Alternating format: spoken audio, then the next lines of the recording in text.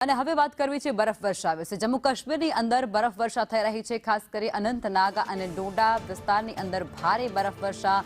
શ્રીનગરમાં પણ બરફવર્ષા થઈ રહી છે। ગુલમર્ગ અને સોનમર્ગમાં પણ સફેદીની એક ચાદર છવાઈ ગઈ છે। ભારે બરફવર્ષાને પગલે કાશ્મીરમાં પણ ઠંડીનું પ્રમાણ વધી ગયું છે। કાશ્મીરમાં હિમવર્ષાની આગાહી પણ આવનારા દિવસો માટે કરવામાં આવી છે।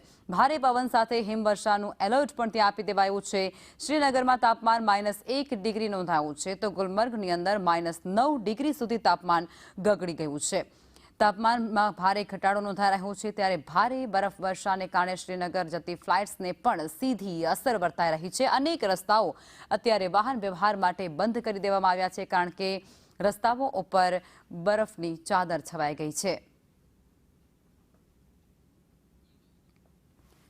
તો જમ્મુ કાશ્મીરની અંદર અત્યારે ભારે હિમવર્ષા થઈ રહી છે। બરફવર્ષાની તસવીરો ત્યાંથી સામે આવી રહી છે, જે અનેક વિસ્તારોને પ્રભાવિત કરી રહી છે। જનજીવન પર પણ માઠી અસર છોડી રહી છે, પરંતુ આ બધા વચ્ચે પ્રવાસીઓ પણ ત્યાં મોટી સંખ્યામાં પહોંચી રહ્યા છે।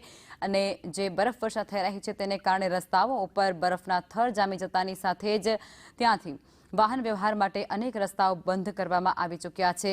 પહાડો, વૃક્ષો અને મકાનો ઉપર બરફની ચાદર છવાઈ ગયેલી હોય તે પ્રકારની તસવીરો ત્યાંથી સામે આવી રહી છે। લોકો માઇનસ તાપમાનની અંદર અત્યારે ઠૂંઠવાઈ રહ્યા છે, અને આ બધા વચ્ચે પણ પ્રવાસીઓનો ધસારો હજુ એ વિસ્તારોમાં જોવા મળી રહ્યો છે। ખાસ કરી સોનમર્ગ અને ગુલમર્ગ જેવા વિસ્તારોની અંદર, શ્રીનગરની અંદર પણ ભારે બરફવર્ષા થઈ રહી છે।